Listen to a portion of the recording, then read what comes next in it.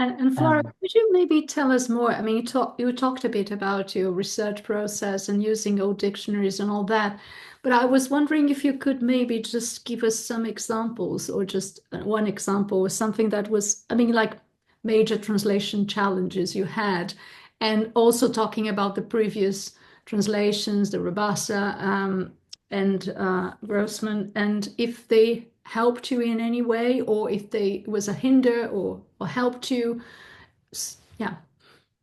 I'll start with the other translations. The way that I tried to keep them from hindering me was just quarantining them off until I'd finished my own first version because I knew, the instant that I succumbed to the temptation to look at them, it would be over because, it's you're constantly so insecure. It's a crossword puzzle where there are no right answers, and you're trying to establish this voice for the translation that if you let in someone else's version of the text, it'll take over. And so I just really strictly did not look at them until I'd arrived, until I'd, until I'd finished the draft. But I think I was most vulnerable at a point at which I couldn't yet, I wasn't sure of being able to really tune in Brás Cubas's voice.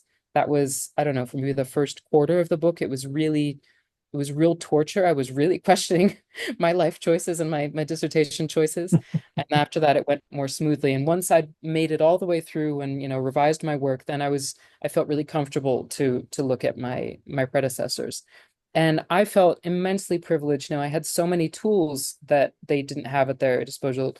Not only the ability to track down these, with the click of, with 3 clicks, I could get, a late 19th century dictionary that, in the 90s or in the 50s, you know, might never have found. The linguistic corpus, the hemeroteca digital, being able to scroll through thousands and thousands of pages of 19th century newspapers to arrive at that page where I can find, oh, Machado's referencing this.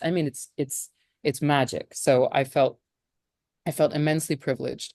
And in that sense, since they were both translations that were done so much later than the original work, they didn't really help so much in research, apart from just confirming that I'm not the only one who's confused here. So everyone's sort of like, you get to a sentence and you're like, what is going on here? And then you look at the other translations, like they don't know either. Everyone's just sort of working around it. We're just gonna pretend that this isn't really happening. One of the ones was, and this isn't, immensely consequential for the work as a whole, but in which a lady's ear appears, which Mark was actually referencing that footnote.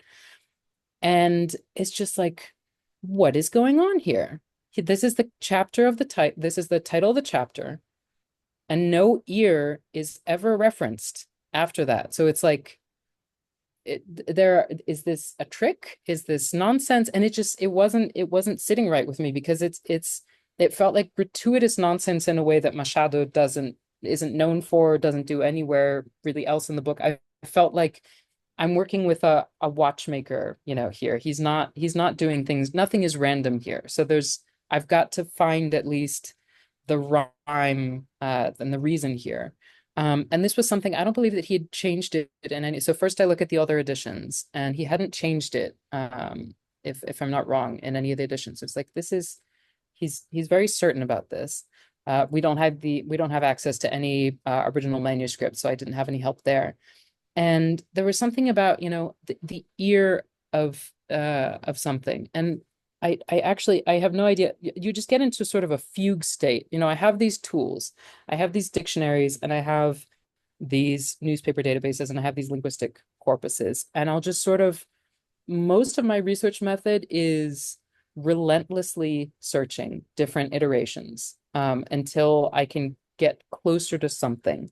And at some point, I found the Portuguese language translation of a French novella that appeared in some Brazilian newspaper at some point, in which it became clear to me that this was an abbreviated version of a French saying that was, the tip of the ear of something, which is like, you just see the tip of the iceberg of something. So like, you don't see the whole character, you just see the tip of their ear, and you have the sense that something else is going on. So this is the chapter in which Virgile appears, and they have this interaction, which is very layered and very flirtatious, and they have so much history. And so it's a chapter that is showing you just the tip of the iceberg of their relationship. And I had a big problem there because, not only are we writing significantly before icebergs were really on most people's minds, but I'm going to put an iceberg in a Brazilian novel. That was so I opted for the famous footnote workaround there. But just being able to, it brought me such immense relief to know that Machado wasn't just messing with us, that there's something here. And I was immensely gratified to hear at an event in Belo Horizonte last year that there was this woman who'd studied Machado for decades and was like, I had never understood what the heck that ear was about until I read your footnote. So I think there's something to be said for just what impact does this have on the book? It's minor. I had read that chapter before and was like, oh yeah, it's the tip of, a lady's ear, whatever.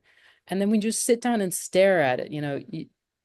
I needed, in order for my world to make sense, I needed Machado to be doing something deliberate. And once I'd found what he was doing, even though I wasn't able to translate it, I think, my translation is as strange in English as the Portuguese is to Brazilians today, because we have both lost that common referent of, oh, he's referencing that idiomatic French saying. But at least I have a little breadcrumb trail that says this is what he's doing. It's very interesting. My family is from Rio, several generations, and my family they have a saying in French, which I asked some French person, and they have no idea. Someone said, "Oh, this is archaic French." So yeah, so it's interesting. Yeah.